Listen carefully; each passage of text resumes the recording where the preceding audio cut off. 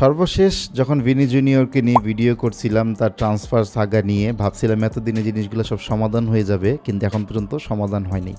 আচ্ছা, প্রবলেমটা কি? আগের ভিডিওতে কিন্তু বিস্তারিত বলিনি, জাস্ট একটু বলছিলাম যে মাদ্রিদ যে অফারটা দিছে সেই অফারটা মাদ্রিদের পক্ষ থেকে লাস্ট অফার ভিনিসিয়াস জুনিয়রকে বলে দেওয়া হয়েছে যে take it or leave the club. তো কি অফারটা ছিল, মানে কোন জায়গায় ভেজালটা চলতেছে এটা একটু আমি আপনাদের বলি ছোট করে।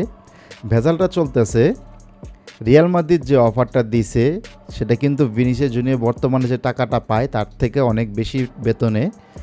অন্যদিকে ভিনিসিয়াস জুনিয়র কি বলতেছে, ঠিক আছে বেতন কম বেশি করা যাবে, বেতন তো মানে সে বলছে বেতনও বেশি লাগবে, প্লাস সে যে কন্ট্রাক্ট রিনিউ করবে সেটার জন্য একটা বোনাসটা লাগবে।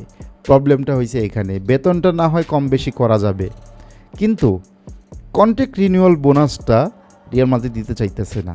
এটার একটা রিজন আছে, রিয়াল মাদ্রিদের পক্ষ থেকে যদি আপনি চিন্তা করেন সঠিক রিজন, সেটা হইল কি, আজকে যদি ভিনিসিয়াস জুনিয়র এই কন্ট্রাক্ট রিনিউয়াল বোনাসটা পায়, তাহলে ইন ফিউচারে যে বড় বড় স্টাররা মাদ্রিদের হয়ে খেলবে, তারা যখন কন্ট্রাক্ট রিনিউ করবে মাদ্রিদের হয়ে, তারাও বলবে ভিনিসিয়াস যেহেতু পাইছে তাহলে আমরাও কন্ট্রাক্ট রিনিউর জন্য আমরা কন্ট্রাক্ট রিনিউয়াল বোনাস আমরা চাই।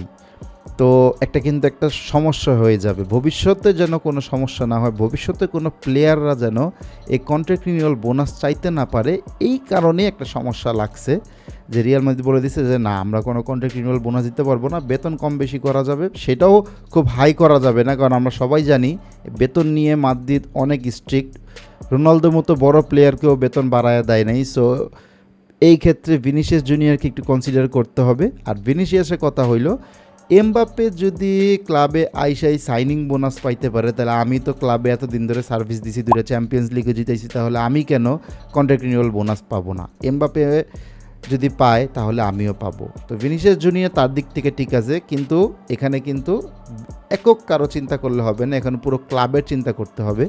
আর এখানেই আমি মনে করি রিয়াল মাদ্রিদ সঠিক আছে।